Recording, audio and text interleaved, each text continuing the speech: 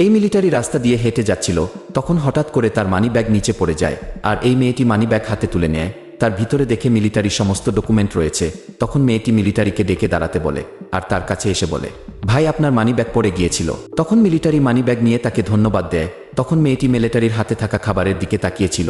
তখন মিলিটারি বলে, কি দেখছো, খাবার নিবে নাকি? মেয়েটি বলে, জি ভাই, আমার অনেক ক্ষুধা লেগেছে। মিলিটারি খাবার দিয়ে বলে, এই নাও, খেয়ে নাও। তখন মেয়েটি খাবার নেয় আর তার কাপড় নিচে পড়ে যায়। আর মেয়েটি খাবার নিয়ে দৌড়ে চলে যেতে থাকে।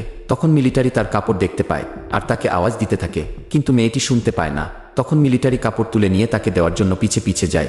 এরপর মেয়েটি খাবার নিয়ে তার অসুস্থ ভাইয়ের কাছে আসে।